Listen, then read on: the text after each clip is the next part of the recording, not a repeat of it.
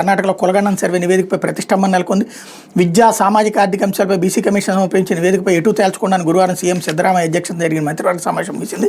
నివేదికపై మంత్రుల మధ్య భిన్నాభిప్రాయాలు వ్యక్తమైన సమాచారం. డిప్యూటీ సీఎం డీకే శివకుమార్ కూడా నివేదికను అంగీకరించలేమని తేల్చెప్పినట్టు తెలిసింది.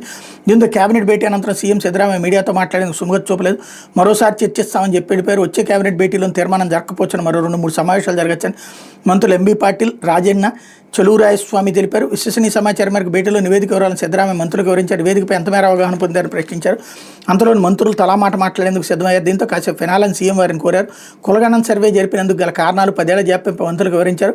కులగణనపై నిర్ణయం కోసం కోట్లాది మంది ఎదురు చూస్తున్నారు. ఇంత దాకా వచ్చాక వెనుకడుగు సరికాదని ముందుకే వెళ్దామని ఒకరిద్దరు దళిత బీసీ వర్గాల మంత్రులు అభిప్రాయపడినట్టు సమాచారం. దీనిపై ఉద్యాన మంత్రి ఎస్ఎస్ మల్లికార్జున్ తీవ్ర అభ్యంతరం వ్యక్తం చేశారని, ఎట్టి పరిస్థితుల్లోనూ కులగణన నివేదికను అంగీకరించేది లేదని తేల్చెప్పినట్టు సమాచారం. దీంతో సమగ్ర చర్చ లేకుండా మంత్రులందరూ అభిప్రాయాలు వ్యక్తం చేయకుండా కేబినెట్ సమావేశాన్ని అర్ధాంతరంగా ముగించారు. కనీసం 3-4 గంటల పాటు చర్చ ఉంటుందని ఏదైనా నిర్ణయం ప్రకటిస్తారని భావించిన చర్చలకు అవకాశమే లేకపోవడంతో భేటీ వాయిదా పడిందన్నట్టు వార్తని హైలైట్ చేశారు. అలాగే బాధ్యతారహిత